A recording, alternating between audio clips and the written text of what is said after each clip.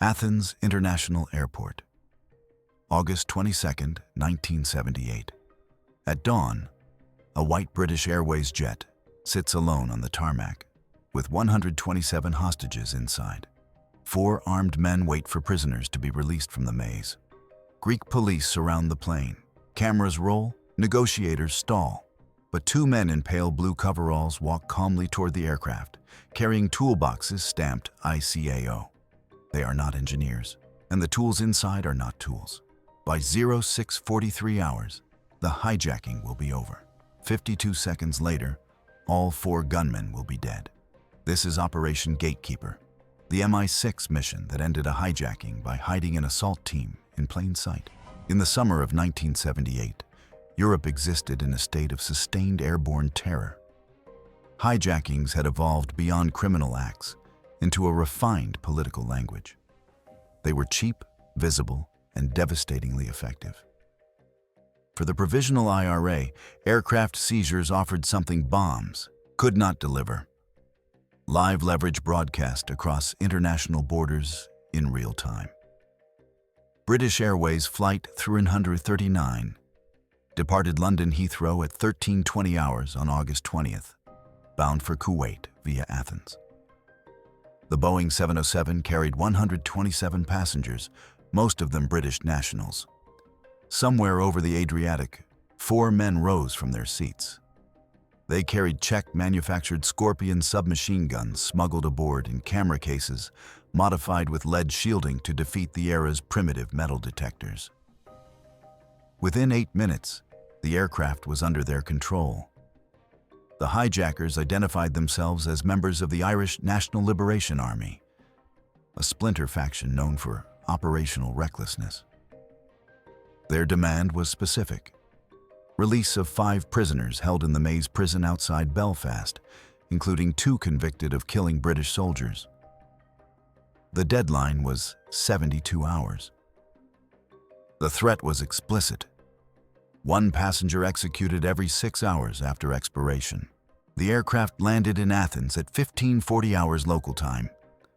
Greek authorities immediately cordoned the runway. Television crews arrived within the hour. By nightfall, the hijacking dominated European news cycles. For the British government, the crisis presented a trilemma with no acceptable solution. Negotiating meant rewarding hijacking and inviting copycat operations. Refusing meant dead British citizens on international television. Acting overtly on Greek soil risked diplomatic rupture inside NATO at a moment when alliance cohesion was already strained by disputes over theater nuclear weapons deployment. Prime Minister James Callaghan convened COBRA, the Cabinet Office Briefing Room Emergency Committee, at 1800 hours London time. The Ministry of Defense presented assault options. All required Greek consent. Athens had made clear it would not authorize foreign military action on its territory. The Greek government feared appearing subordinate to British interests. National pride outweighed hostage lives in the political calculus. MI6's head of station Athens sent a priority cable at 19:30 hours. The message was brief: conventional resolution unavailable. Recommend covert alternative. Request authorization Gatekeeper protocols. Gatekeeper was not an operation. It was a doctrine.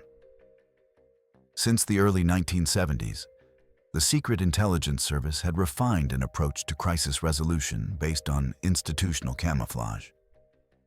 The principle was straightforward: plausible authority beats plausible deniability. Rather than deny British involvement after the fact, operations would make intervention appear indistinguishable from legitimate bureaucratic process. The SAS provided force. MI6 provided invisibility. Authorization came at 2100 hours. The operation would proceed under the internal designation Gatekeeper ATH-78.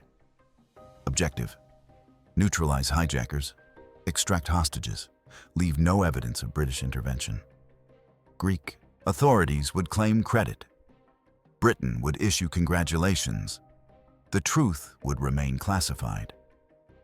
The strategy exploited three institutional truths that governed international aviation in the late Cold War era.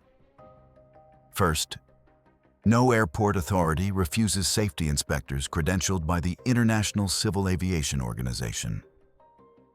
ICAO operated as a UN specialized agency with unquestioned access to civil aircraft worldwide. Its mandate was technical, not political. Inspectors arrived, examined aircraft systems, filed reports, departed. Airport security waved them through. Second, mechanical inspections justified prolonged access without creating urgency. Unlike medical emergencies or fuel deliveries, safety checks followed bureaucratic rhythms. Inspectors could spend hours beneath an aircraft without arousing suspicion. Delay was expected, even welcomed as evidence of thoroughness. Third, aircraft structure provided hidden entry points unknown to civilians. The Boeing 707 featured multiple cargo hatches, avionics bays, and access panels designed for maintenance crews. Hijackers controlled the cabin. They rarely understood what lay beneath their feet. The trigger came at 0210 hours local time on August 22nd. The hijackers demanded proof that hydraulic faults would not prevent takeoff. One gunman had noticed fluid dripping from the port landing gear assembly. Greek ground crew had confirmed a minor seal leak, routine maintenance, no flight risk. But the hijackers grew agitated. They threatened to execute the pilot unless an independent inspection verified airworthiness. That demand opened the door. Within 20 minutes, MI6 Station Athens contacted the Greek Civil Aviation Authority. A formal request arrived from ICAO Regional Office Geneva for emergency safety inspection of the stranded aircraft. The request cited hydraulic anomaly reports consistent with 707 Fleet Service Bulletin. The paperwork was flawless. Athens approved, Inspector. Access at 0400 hours. The men who would board that aircraft were not engineers, but their credentials suggested otherwise.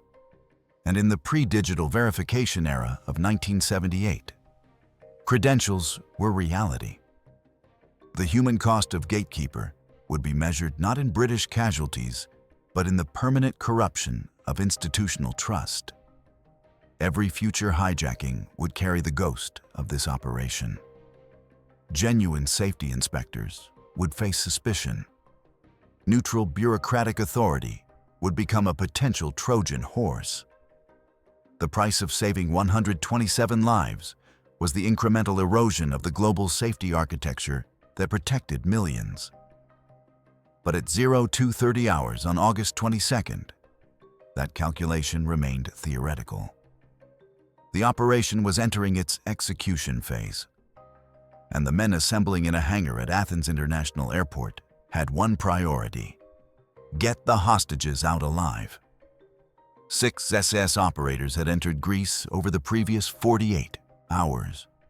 They arrived in pairs, traveling on separate flights, carrying legitimate-looking UN travel documents issued through a friendly diplomatic channel that British intelligence maintained inside the ICAO administrative structure. The passports identified them as aerospace engineers specializing in hydraulic systems. A credential vague enough to resist technical questioning, but specific enough to justify presence. Their cover identity exploited a bureaucratic reality. ICAO employed hundreds of contractors worldwide. Personnel records were decentralized. Regional offices operated with significant autonomy. A well-constructed legend, supported by authentic documentation, could survive casual verification. In 1978, before centralized databases and digital cross-referencing, identity was largely a matter of paperwork quality. The documents were flawless. Fonts matched ICAO's official stationery standards. Serial numbers fell within legitimate ranges verified against archived inspection reports. Even the logos reflected ICAO's 1976 redesign lag, older credentials that field personnel still carried during the transition period. One operator later described the forgeries as more authentic than the originals. Equipment arrived separately through diplomatic pouch. 2 gray Halliburton toolboxes, identical to those used by aviation maintenance crews, concealed the operational load. Disassembled Heckler Koch MP5 submachine guns lay beneath false bottoms calibrated to X-ray opacity that mimicked tool steel. Flash grenades were labeled as pressure flares, pyrotechnic devices used to test cabin depressurization alerts. Compact radios were masked as voltage testers, their frequency ranges adjusted to avoid Greek military bands.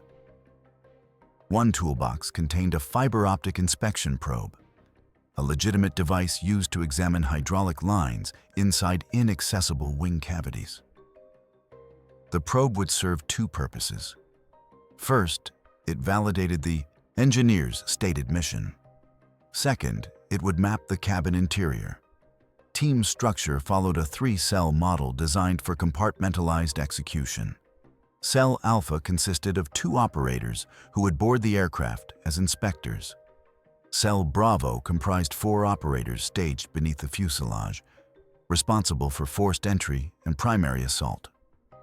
Cell Control was the MI6 liaison officer, coordinating with Greek authorities and maintaining communication discipline. Specific details mattered more than firepower. The boarding inspectors wore pale blue coveralls matching the standard ICAO field uniform. They wore latex gloves, not to avoid fingerprints, but to explain fingerprints if questioned. Gloves were expected when handling hydraulic fluid. Watches were synchronized to 0640 hours Eastern European Time. Greek police were told the inspection would take exactly 7 minutes. Long enough to justify thoroughness, short enough to prevent hijacker suspicion. The rehearsal occurred in a maintenance hangar at Athens International's military annex. A retired Olympic Airways 707 provided the training platform. Cell Bravo practiced hatch entry until the procedure consumed less than 4 seconds from initial breach to full insertion. Flashbang deployment was timed to cabin geometry.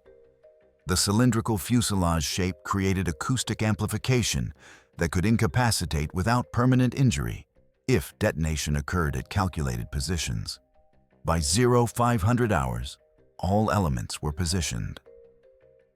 Cell Alpha waited in a Greek Aviation Authority vehicle parked 200 meters from the hijacked aircraft. Cell Bravo occupied a catering truck stationed beneath the jet's starboard side, invisible to cabin windows. Cell Control monitored communications from the Airport Operations Center. The operation's success depended on a single assumption: that hijackers would trust institutional authority more than their own paranoia. 4 armed men had controlled that aircraft for 36 hours. They had denied access to cleaners, medical personnel, even Greek government negotiators. But they would allow safety inspectors aboard because mechanical failure threatened their own escape. First contact occurred at 0558 hours. Greek officials escorted the 2 inspectors across the tarmac toward the aircraft stairs. The lead inspector carried a leather folio containing fabricated maintenance logs for this specific 707 airframe. His partner carried the Halliburton toolbox with a fiber optic probe visible on top. The forward cabin door opened at 0603 hours. A hijacker appeared, Scorpion submachine gun aimed downward. He spoke in accented English. "What you want?" The lead inspector responded in the mechanical monotone of bureaucratic procedure. ICAO safety inspection, hydraulic system fault verification, Greek CAA authorization reference Delta 77 Baker. He extended the folio. "We need access to port landing, gear bay, and forward avionics compartment." The hijacker examined the paperwork. His training, if any, had not covered ICAO protocols. The documents looked official, The men looked professional, and the hydraulic leak was real. He had seen the fluid himself. He stepped aside. Inside the cabin, Cell Alpha mapped the environment using techniques refined through years of counter-terror operations. Reflective surfaces, window panes, overhead compartment plastic, even a passenger's eyeglasses, provided angular sight lines. Seat row counting established precise positions. The lead inspector noted 4 armed men, 1 forward near the cockpit, 2 mid-cabin, 1 aft near the lavatories. Passengers sat motionless, many with heads down, exhibiting the psychological compression of prolonged captivity.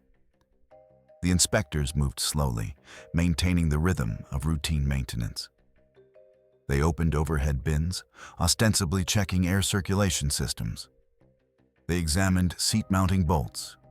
Every action was theatrically deliberate, designed to bore rather than alarm. At 06:12 hours, the lead inspector requested access to the lower cargo bay. The hijacker assigned to escort them was the youngest, perhaps 22, with nervous eyes that tracked every movement. He followed them down the forward stairs and watched as they opened the cargo hatch. The near failure came here. Standard procedure required the hijacker to enter the cargo bay with the inspectors. Cell Bravo, positioned directly below, had no clean neutralization option without alerting the cabin above. The lead inspector needed to prevent entry without creating suspicion. He staged an argument. Pointing to a hydraulic schematic laminated to his folio, he claimed ICAO safety protocols prohibited non-certified personnel in the cargo bay during pressure system inspection. The hijacker insisted. The inspector refused.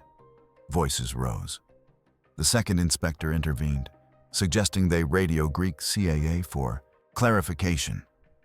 The delay consumed 7 minutes. The hijacker eventually grew bored and returned to the base of the stairs, maintaining visual contact, but no longer attempting entry. It was enough. Inside the cargo bay, the lead inspector placed the listening device, an audio probe coded Sparrow 2, beneath a galley service panel that fed into the forward cabin. The device transmitted via burst signal to cell control. Within 90 seconds, analysts confirmed all 4 hijackers remained forward of row 12. More critically, the Sparrow 2 pickup detected no conversation among the gunmen about the inspection.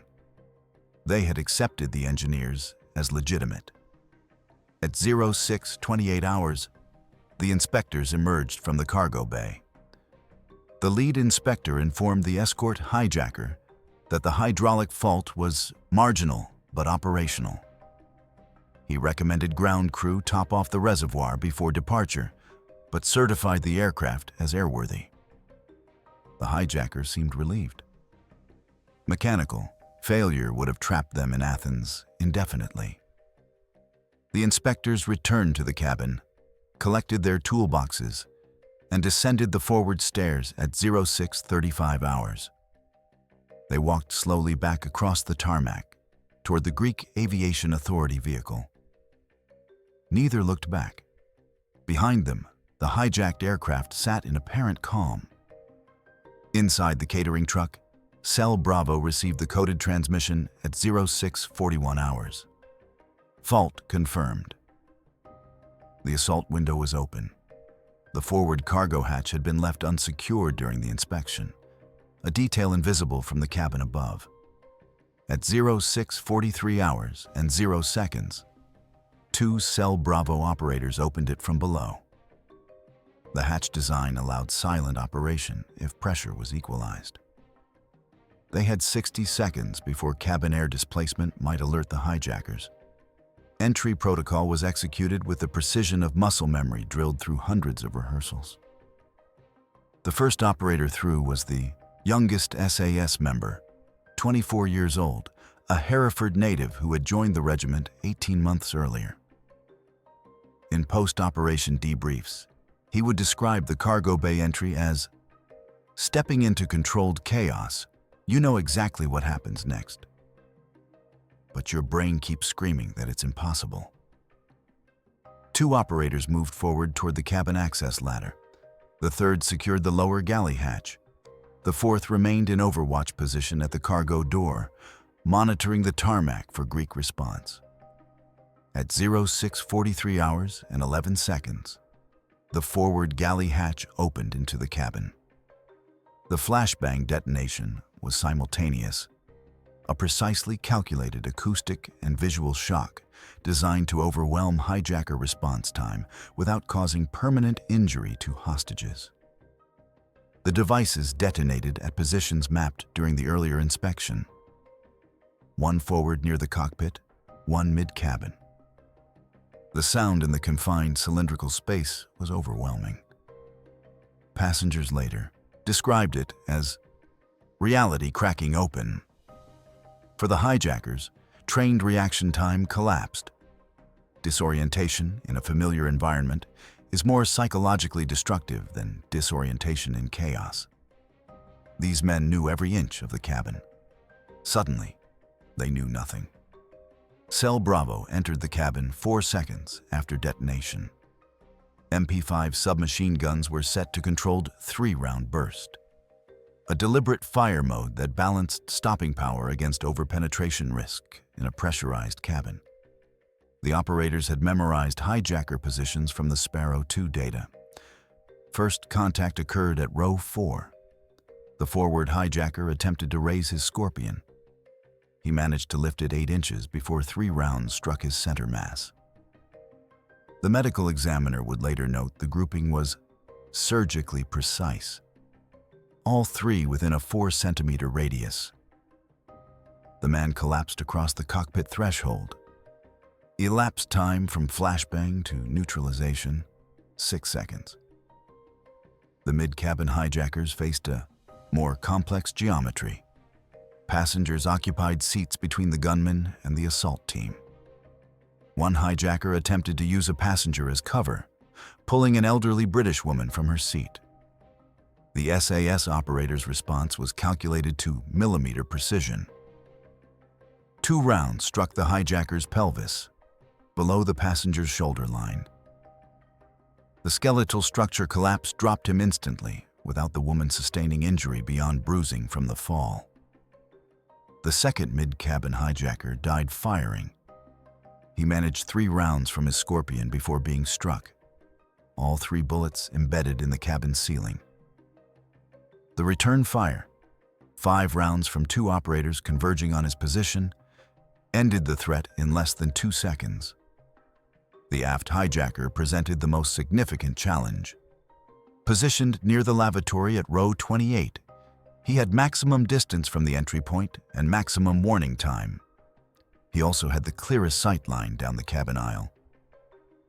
As Cell Bravo advanced, he aimed his Scorpion directly at the approaching operators.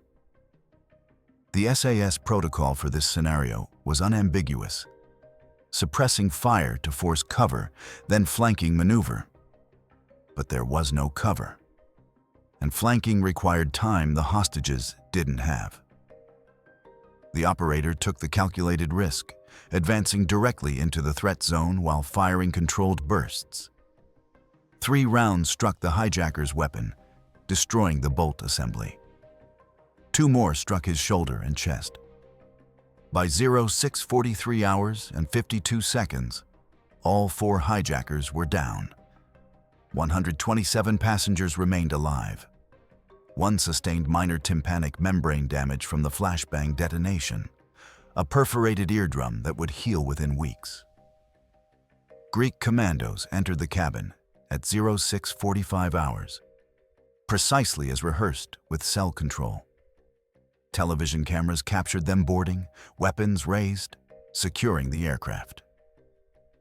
The footage would dominate European news that evening. Greek special forces ending the hijacking through decisive action. Cell Bravo was already gone. The SAS operators exited through the cargo hatch at 06:44 hours before Greek forces reached the aircraft. They moved directly to the catering truck, which departed the tarmac at 06:46 hours under the cover of emergency vehicle congestion. By 0700 hours, all 6 operators were inside the British Embassy compound. The pale blue coveralls were burned that afternoon in the embassy furnace. The MP5s were disassembled and returned to diplomatic pouches. The ICAO credentials were shredded. The only physical evidence of British involvement was the Sparrow 2 listening device, which remained beneath the galley panel. Greek investigators would find it 3 days later during forensic examination. They would note its existence in classified reports, but would not pursue the implication. Athens had achieved a counter-terror victory. Questions about foreign assistance would undermine that narrative. At 0730 hours, the British ambassador to Greece issued a formal statement congratulating Greek authorities on their successful resolution of the hijacking crisis. The statement praised the professionalism and courage of Greek special forces. It made no mention of MI6, the SS, or Operation Gatekeeper. In London, Prime Minister Callaghan received confirmation at 0800 hours. The Cobra Committee reconvened briefly. The Foreign Secretary proposed sending a formal commendation to Athens. The proposal was approved unanimously. Britain's official position was gratitude, not authorship. For the 6 SAS operators, there would be no public recognition, no medals, no press conference, no inclusion in regimental histories available to researchers. Their participation in Gatekeeper would remain classified for decades. During the post-operation debrief conducted at the British Embassy, the youngest operator, the 24-year-old who had entered the cargo bay first, was asked about his psychological state during the final approach. His response captured the peculiar burden of covert action. You know you're about to kill people, and you know no one will ever know you did it. Not your family, not your country. It just disappears into nothing. You wonder if it even matters that you were there. The debriefing officer noted the comment, but did not pursue it. Mission success was measured in outcome, not existential clarity. The hijacking had ended. The hostages were safe. Britain had achieved its objective without diplomatic consequence. The operator's question would remain unanswered. By 0900 hours, Greek investigators had secured the aircraft and begun processing the scene. They found 4 dead hijackers, all killed by gunfire. Ballistic analysis would reveal 9mm rounds consistent with submachine gun fire. The Greeks possessed no such weapons in their counter-terror inventory at that time. The inconsistency appeared in classified reports, but never in public statements. Physical evidence told a story Greek authorities chose not to read. The cargo hatch showed signs of having been opened from below. Residue patterns from the flashbang devices indicated professional military-grade equipment, not improvised explosive devices. The shot placement on all 4 hijackers demonstrated training beyond typical police marksmen. Controlled bursts, center mass groupings, precise targeting under disorienting conditions. Every investigative lead ended in administrative dead ends, suggesting a level of operational sophistication that transcended criminal or terrorist capability. The ICAO inspectors who had boarded the aircraft hours before the assault could not be located. Greek Civil Aviation Authority had no record of their names beyond the initial authorization request. The request itself had originated from a Geneva fax number that, when contacted, led to a disconnected line. Greek officials issued a statement at 1400 hours crediting Hellenic Special Forces with the successful rescue operation. International media accepted the narrative without significant scrutiny. In the geopolitical context of 1978, Greece needed a counter-terror victory to demonstrate competence amid growing domestic extremist threats. Britain needed Greece to claim that victory. The alignment of interests produced a shared silence. The British Foreign Office issued congratulations. Prime Minister Callaghan sent a personal letter to his Greek counterpart. The letter praised courage and professionalism in the face of terrorist violence. It contained no irony. Diplomatic fiction, when mutually beneficial, becomes indistinguishable from truth.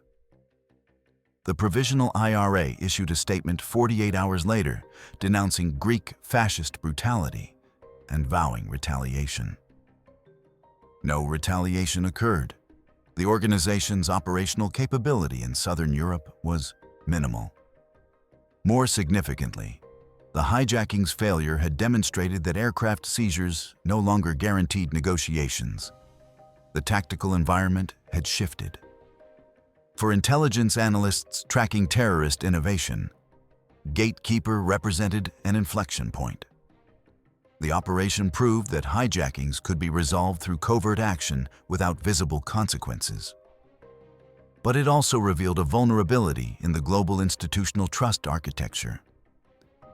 Every future hijacker would now question whether safety inspectors, medical personnel, or negotiators were genuine.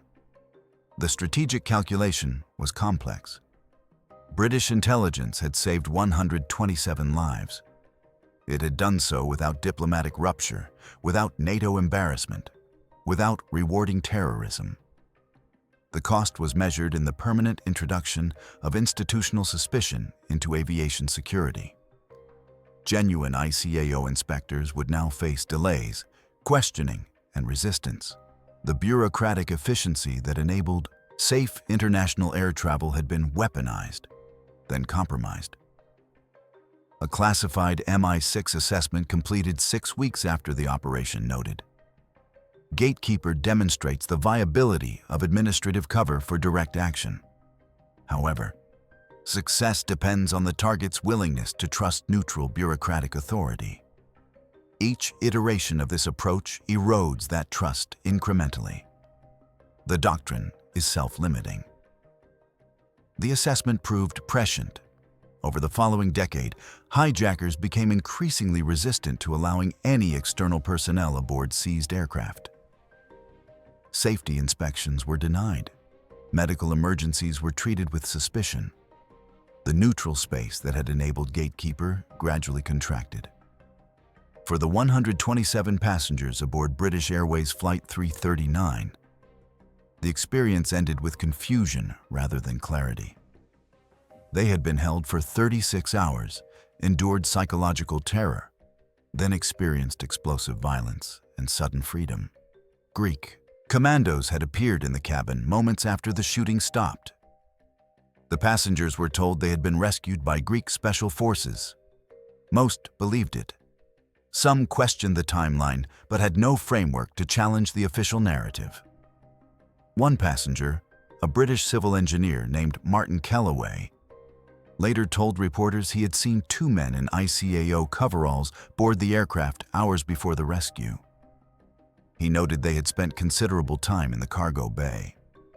When he mentioned this to Greek investigators, he was told the inspection was routine maintenance. Kellaway's observation appeared in one British newspaper, buried on page 11. It was never followed up. The families of the 4 dead hijackers received no explanation beyond the official account. Greek authorities identified the bodies as Irish nationals traveling on false Belgian passports.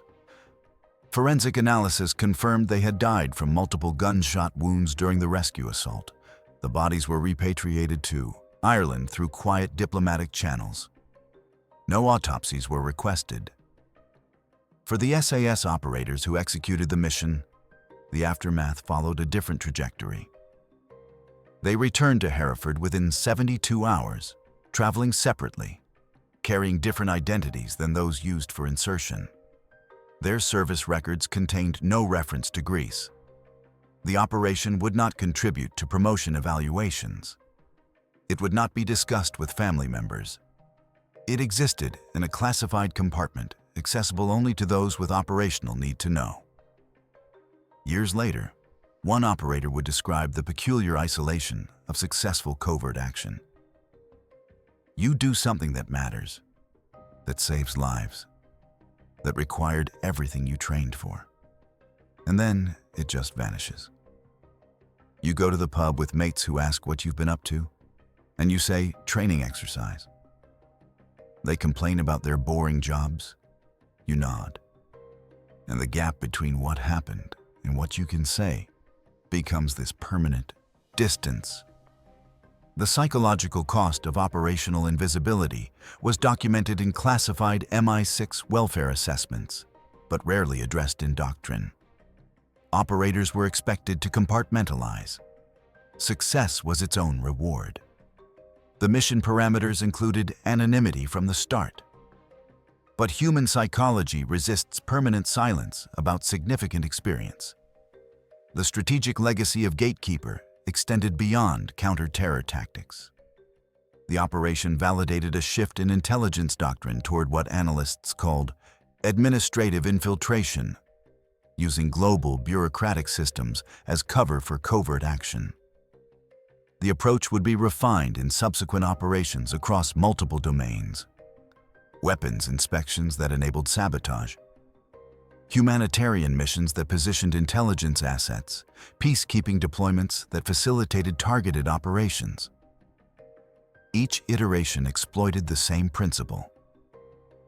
Institutions designed for neutral coordination could be weaponized by actors willing to corrupt their legitimacy. The tactic worked because it violated an unspoken assumption that underpinned international cooperation.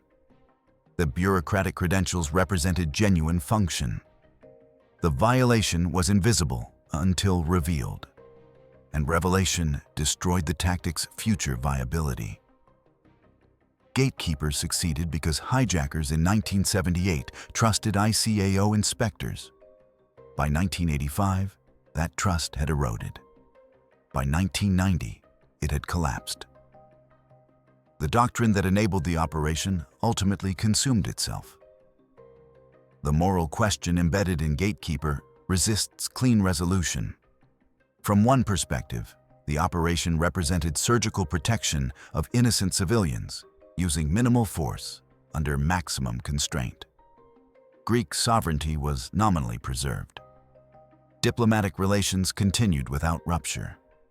Terrorism received no concessions. 127 people who faced execution went home alive. From another perspective, the operation violated sovereignty through deception, corrupted institutional trust that protected millions of travelers, and established a precedent for extrajudicial killing on foreign soil without accountability. The hijackers were executed without trial. The passengers were saved through a lie. The international safety architecture was permanently compromised. The calculation Britain made was that immediate lives outweighed institutional integrity. That calculation assumed the institutional damage would remain limited, localized, and manageable. The assumption proved incorrect. The erosion of trust in neutral aviation authorities contributed to a broader hardening of hijacker tactics, which in turn necessitated more aggressive response protocols, which further eroded cooperative security frameworks. The question is not whether Gatekeeper saved lives. It did. The question is whether those lives were worth what was spent to save them, not in money or political capital, but in the incremental destruction of the global trust mechanisms that make civil aviation possible. Was this operation a triumph of intelligence tradecraft, or a corruption of institutional legitimacy that made the world marginally more dangerous for everyone who flies? The answer reveals more about your worldview than about the operation itself. Those who prioritize immediate protection over systemic integrity will defend Gatekeeper. Those who prioritize institutional trust over tactical expediency will condemn it. Both positions are defensible. Both contain truth. The tension between them defines the eternal paradox of intelligence work. that the methods used to protect society can, through their very success, erode the foundations that make society worth protecting. What's your take on whether intelligence agencies should impersonate trusted neutral institutions to resolve crises, even when success depends on permanently damaging that institution's credibility? Drop your perspective in the comments. If this story made you reconsider the hidden costs of covert success, hit that like button and share. The most effective operations are often the ones that disappear completely from history. But that doesn't mean they disappear without consequence.